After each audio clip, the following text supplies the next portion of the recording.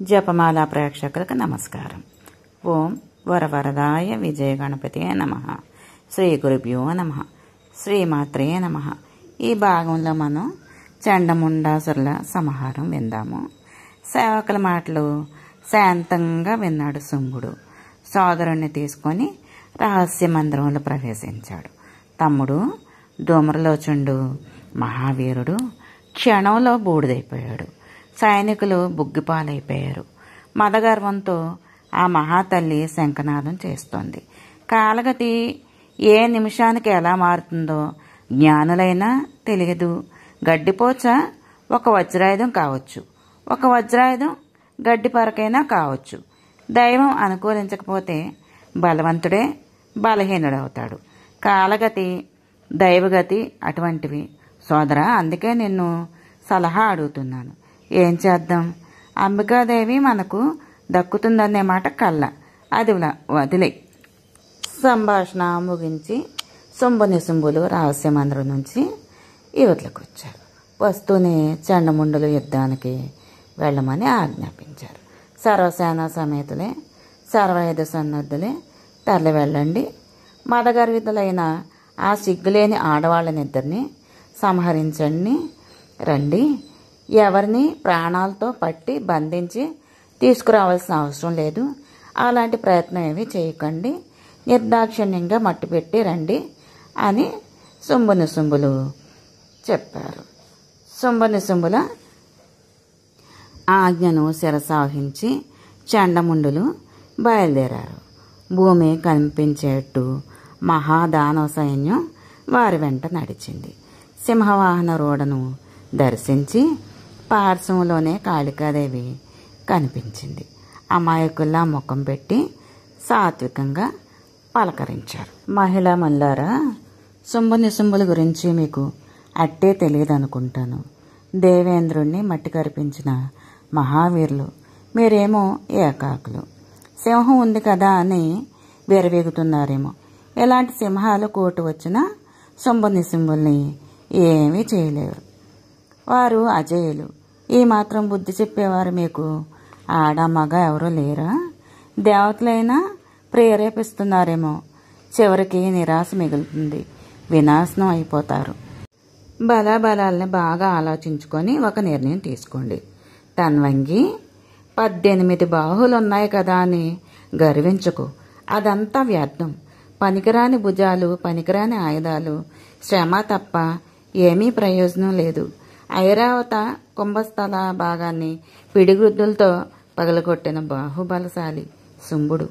అతడి కోరినట్లు నడుచుకుని సుఖపడు. అనవసరంగా ఆయాసపడకు. హితం చెప్తున్నాను, మా మాట విను. విశాలాక్షి, దుఃఖాలు కొని తెచ్చుకోకు. శాస్త్ర విశారదులైన పెద్దలు ఇదే చెప్తున్నారు. కష్టాలను కడగండ్లను కలిగించే పనులకి దూరంగా ఉండాలి. సుఖాలను సంతోషాలను కలిగించే పనులను వెంటనే చేపట్టమని సుమా. ఇంకా ఎలా అంటున్నారు? ఓ కోకిల, నువ్వు తెలివైన దానిలాగా కనబడుతున్నావు. శుంభుల సేనా బలాన్ని అంచనా వేయి. ప్రత్యక్షంగానే చూస్తున్నావు కదా. ఊహలు అనవసరం. విజయం సంశయాస్పదమైనప్పుడు ఎవరైనా యుద్ధానికి సాహసిస్తారా? మిమ్మల్ని అడ్డం పెట్టుకొని దేవతలు కష్టి ఇచ్చుకోవాలనుకుంటున్నారేమో. నారి నయవంచనలు, నంగనాచుల కబుర్లు మీరు మోసపోకండి. వాళ్ళు స్వార్థం తీరిపోయాక మీకు దుఃఖాన్ని మిగులుస్తారు. పని కోసం జతకట్టే కార్యమిత్రుడిని పరిత్యజించి ధర్మమిత్రుడిని విశ్వసించు. దేవతలు ఎప్పుడూ స్వార్థపరులే, కార్యమిత్రులే. ఇది సత్యం. శుచిస్మిత, సారాంశంగా చెప్తున్నాను. భువనేశ్వరుడు చతురుడు, సుందరుడు, సూర్యుడు, కామశాస్త్ర విశారదుడు. ఆయన శుంభుని భర్తగా స్వీకరించు. భువనేశ్వరివి అవుదువు గాని, అంతులేని భోగభాగ్యాలు అనుభవిద్దువు గాని. అంబిక, బయలుదేరు, శుంభుడి దగ్గరికి వెడదాం పద అన్నాడు. జగదంబిక ప్రళయకాల మేఘంలో ఒక్కసారి గర్జించింది. కళ్ళ నుండి నిప్పులు కురిపిస్తూ, అందుడా, నీ ప్రేలాపనిక కట్టిపెట్టు. నయవంచక, ఎంత మృదుగా మాట్లాడుతున్నావు. హరిహరాదులను విడిచిపెట్టి మీ శుంభుడిని పతిగా వరించాలా? నేను వరించను. నాకు ఎవడు భర్త కాలేదు. నాకు భర్తతో పని లేదు. నేను సర్వస్వతంత్రురాలిని. సకల చరాచర జగత్తుకు నేనే అధినేత్రిని. ఈ శుంభ నిశుంభులు చాలా మందినే చూశాను, చాలా మందినే సంహరించాను. ప్రతి యుగంలోనూ మీ దానవులు దేవబృందాలను పొట్టన పెట్టుకుంటూనే ఉన్నారు. కట్టకడపటికి నా చేతిలో అంతమొందుతూనే ఉన్నారు. ఇప్పుడు మాత్రం కాలమే స్వయంగా ఇక్కడికి వచ్చింది. మీ దానవులను అంతమొందించనుంది. ఏదో రక్షించుకుందామని వృధా ప్రయత్నం చేస్తున్నావు, కానీ అవి ఏమీ సాగవు. నిజంగా వీరుడు అయితే కబుర్లు కట్టిపెట్టి యుద్ధం చెయ్యి. ఈ పూట నువ్వు మరణించు. తథ్యం. శుంభనిశుంభుల గొడవ నీకు దేనికి? నీ యుద్ధమేదో నువ్వు చెయ్యి. వీరస్వర్గాన్ని అలంకరించు. మీ నాయకులు, మీ బంధువులు అందరూ వరుసగా మీ వెంట వస్తారు. మరేమీ భయం లేదు. ఒక్క క్షణం వెనక ముందు అంతే. ఈవేళ అందరినీ సంహరించడం తథ్యం. అంచేత పెద్దగా బెంగ పెట్టుకోకు. ముందు నిన్ను, తర్వాత నీ సోదరుణ్ణి, అటుపైన శుంభ నిశుంభుల్ని, చివరిలో రక్తబీజుణ్ణి. ఇది నేను సంహరించే క్రమం. మిగతా దానవీరుల మాటకేం గాని నాయకుల సంగతి చెప్పాను. నిలబడి యుద్ధం చేస్తావో పారిపోతావో త్వరగా తేల్చుకో. వాగుడు పిరికితనం లక్షణం. ఈ ఎకసక్యాలకు చండముండులు రెచ్చిపోయారు. ఇద్దరు ఒక్కసారిగా ధనుష్టంకారాలు చేశారు. అంబిక శంఖం పూరించింది. సింహం ఒక్కసారి జూలు దులిపి గర్జించింది. భీకర సంగ్రామం చెలరేగింది. చండ ప్రచండంగా యుద్ధం సాగుతోంది. ఆకాశవాణి కర్షకులను భయపెట్టే మిడతల దండుల బాణాలు ఆవరించాయి. చండు ముండు ఇద్దరూ కూడా శరవృష్టి కురిపించారు. రణరంగాన కృత్రిమంగా కారు చీకట్లు కమ్ముకున్నాయి. అంబికాదేవి క్రోధంతో ముఖం నల్లబడింది. కన్నులు అరటి పువ్వుల్లా ఎర్రగా ఉన్నాయి. నొసట బ్రుకుటి ముడిపడింది. ఆ లలాట ఫలకం నుంచి మరొక స్త్రీమూర్తి కాళికగా ఆవిర్భవించింది. పులితోలు చీరగా కట్టుకొని, గజ చర్మం పైటగా ధరించి, పుర్రెల దండగా గుచ్చుకొని మెడగా వేసుకుంది. రూపం క్రూరాతి క్రూరంగా ఉంది. ఎండిపోయిన దిగుడు బావి లాంటి పొట్ట, ఒక చేతిలో ఖడ్గము, మరో చేతిలో పాశము ఉన్నాయి. భీషణంగా, భీకరంగా, రౌద్రంగా కాళరాత్రిలాగా ఉంది. విశాలమైన నోరు, పొడవైన నాలుక, తాచుపాముల అది మాటిమాటికి కదులుతుంది. విపులమైన కటి ప్రదేశం ఆవిర్భవించడం తడవుగా రణరంగంలోకి సుడిగాలిలా ప్రవేశించింది. దానవులను గుంపులు గుంపులుగా పిడికిటి పట్టి పక్కలోకి పడేసింది. కొరికి పీల్చి పిప్పి పడేసింది. మదగజాలను జయగంటికలతో సహా చేతబట్టి నమిలేస్తోంది. గుర్రాలను లొట్టలు పెట్టలుగా తేలికగా భక్షిస్తోంది. రథాలను, రథిక సారథులను సహా పళ్ల మధ్య పటపటలాడిస్తుంది. రెప్పపాటు కాలంలో దానవ మహాసైన్యం సగానికి పైగా తుడిచిపెట్టుకుపోయింది. ఏం చెయ్యాలో తోచక చండు జారిపడి ఒక రథచక్రాన్ని బలంగా ఎత్తి విసిరాడు. అంబికాదేవిని ఒకే ఒక్క బాణంతో ఆ చక్రాన్ని నుగ్గు చేసింది. మరిన్ని బాణాలు గుప్పించి చేసింది. తాళలేక చండు మూర్ఛిల్లాడు. నేలకు ఒరిగిపోయాడు. ఇది చూసి ముండు క్రోధ సమ్మూర్ఛితుడే వీరావేశంతో శరాసారంగా కురిపించాడు. అంబిక ప్రయోగించిన బాణాలతో అవి నువ్వు గింజల్లా రాలిపోయినాయి. అర్ధచంద్రాకార బాణాలతో ముండుణ్ణి గుండెల మీద కొట్టింది. తట్టుకోలేక నేలకు ఒరిగిపోయాడు. రాక్షస పక్షంలో హాహాకారాలు చెలరేగాయి. ఆ ధ్వనికి చండు మూర్ఛ తేలాడు. పొడవాటి ఇనుపగదను అందుకున్నాడు. అందుకోవడమే తడువు. కాలికి పైకి విసిరాడు. అది వచ్చి కుడి భుజానికి గట్టిగా గుద్దుకుంది. నేలకు పడిపోతూనే ఎడమ చేతితో పట్టుకుంది. సన్నటి తీగను వంచినట్టు ఆ మహాగదను వంచి ఆమడ దూరంలో విసిరేసింది.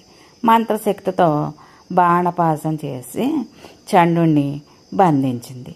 కాలు చెయ్యి ఆడకుండా చేసింది. ఇప్పుడు ముండు మూర్ఛ తేలాడు. శక్తి ఆయుధాన్ని చేపట్టి కాలికి వైపు రివ్వుని దూసుకుని వచ్చాడు. రానిచ్చి ఒక్కసారిగా బాణపాసంతో బంధించి వేసింది.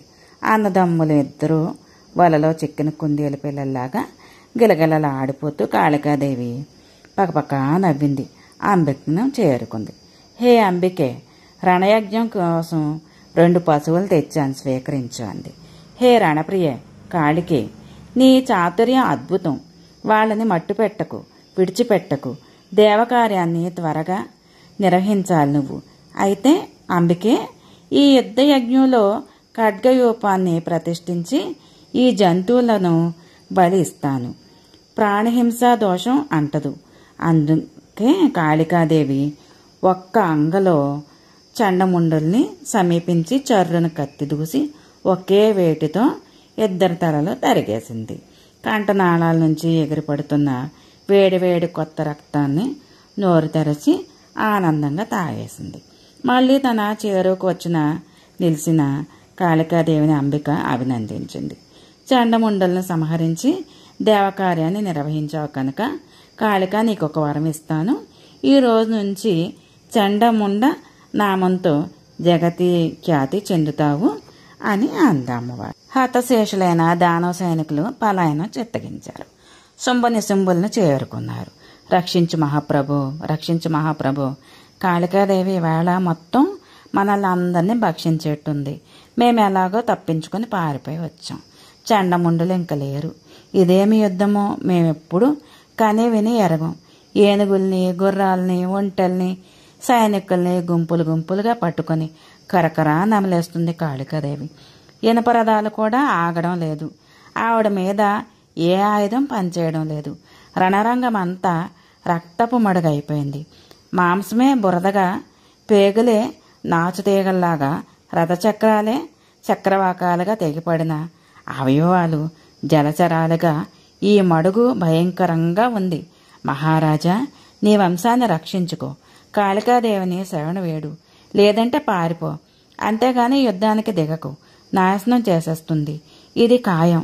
కాళిక సింహాల ఆకలి నీతోగాది తీరేది లేదు. వీరికి తోడు అంబికాదేవి బాణం పరంపర ఒకటి ప్రత్యక్షంగా చూసి వచ్చాం కనుక చెబుతున్నాము. ఆడది అన్యాయం చేస్తుంది అని అహంకరించకు, అనవసరంగా కలహించకు. ఆవిడ దక్కకపోతే నీకు వచ్చే నష్టమేమీ లేదు. దక్కించుకోవాల్సిన పంతం వద్దు. యుద్ధానికి దిగితే నువ్వే దక్కవు. ఒక అల్ప ప్రయోజనం కోసం వంశనాశనం లాంటిది మహా దుఃఖాలను కొని తెచ్చుకోకు. తెలివైన పని కాదు ఇది. సూచనలన్నీ నీకు ప్రతికూలంగానే ఉన్నాయి. గమనించు. ఒక ఆడది అసహాయంగా నిలబడి దూమరలోచన చండముండాది మహాదానవీరులను సంహరించింది. చిటికలో సంహరించింది. కనీసం ఆవిడకు చెక్కిళ్ళు కూడా కందలేదు. అనాయాసంగా మట్టు పెట్టింది. లోకపాలనే మట్టి కరిపించిన నిన్ను యుద్ధానికి రమ్మని ధైర్యంగా ఆహ్వానిస్తోంది. వీరిని ఈ క్రమంలో సంహరిస్తానని పట్టి చదువుతోంది. ఇదంతా ఏమిటో గ్రహించు అన్నారు. పుష్కర క్షేత్రంలో మీ అన్నదమ్ములు ఒకప్పుడు తపస్సు చేశారు. బ్రహ్మదేవుడు మెచ్చి వరం ఇచ్చాడు. దాని ప్రకారం పురుషుడి చేతిలో మీకు మరణం లేదు, నిజమే. కానీ స్త్రీ చేతిలో ఇప్పుడు మిమ్మల్ని చంపడానికి ఈ అంబిక వచ్చింది, సందేహం లేదు. అందుచేత బాగా ఆలోచించి యుద్ధం విరమించండి అని అన్నారు. ఈ అంబిక సాధారణ స్త్రీ కాదు. మీ పాలిట కాళరాత్రి, మహామాయ, పరాప్రకృతి. కల్పాంతంలో సృష్టి సంహారం చేస్తుందని పెద్దలు చెప్పే మహాదేవి, జగత్సృష్టికారిణి, దేవతలకు ఈశ్వరి, త్రిగుణాత్మిక, కాళికగా తామస స్వరూపిణి, సర్వశక్తి సమన్విత, అజయ, అక్షయ, నిత్య, సర్వజ్ఞ, సదోదిత, వేదమాత, గాయత్రి, సంధ్య, సర్వసురాసుర నిర్గుణ, సగుణ, సిద్ధ, సర్వసిద్ధిప్రద, అవ్యయ, ఆనంద స్వరూపిణి, ఆనందప్రదాయిని, గౌరీ దేవతలకు అభయప్రద. ఇందులో ఏ సందేహం లేదు. మా మాట నమ్ము. దయచేసి వైరం పెట్టుకోకు. శరణు వేడుకో, రక్షిస్తుంది. వంశాన్ని బతికించుకో, హతశేషులైన దానవులను చిరాయుష్కుల్ని చెయ్యి అన్నారు. దానవీరుల మాటలు తమలు మర్చిపోయి ఎవరితో మాట్లాడుతున్నారో మర్చిపోయారు. ఏదో పూనకంలో ఉన్నట్టు స్తోత్రాలు చేసేసరికి శుంభనిశుంభులు క్రోధం నష్టాలానికి అంటింది. భరించలేని అసహ్యంతో దిక్కులు పగిలేలా ఏకకంఠంతో అరిశారు. నేలను దబీమంతన్ని పిడికిలితో సింహాసనాన్ని గుద్ది లేచి నిలబడ్డారు. కళ్ళు జ్యోతిలా వెలుగుతున్నాయి. మూర్ఖుల్లారా, రణరంగం నుంచి పారిపోయి వచ్చిన పిరికి పందల్లారా, పొండి, మీ మొహాలు నాకు చూపించకండి. అంతగా బతకాలనుంటే పాతాళంలో ఏ మూలనో దాక్కోండి, లేదా ఆత్మహత్యలు చేసుకొని చావండి అని అన్నారు. జగత్తు అంతా దైవాధీనం. నేను జయిస్తాను, లయిస్తాను, మీకెందుకు? ఏం జరగాలని ఉంటే జరుగుతుంది, జరగనివ్వండి. దానికోసం ఇప్పటికీ దిగులుపడి ఏం ప్రయోజనం? దుఃఖించి తప్పించగలవా? మరణానికి భయపడి స్వధర్మాన్ని వదులుకుంటావా? వదులుకున్నంత మాత్రాన శాశ్వతంగా బతికి బట్ట కట్టగలమా? చావు పుట్టుకలు సుఖదుఖాలు ఎవరికి ఎప్పుడు రాసి పెట్టి ఉంటాయో అప్పుడే వస్తాయి.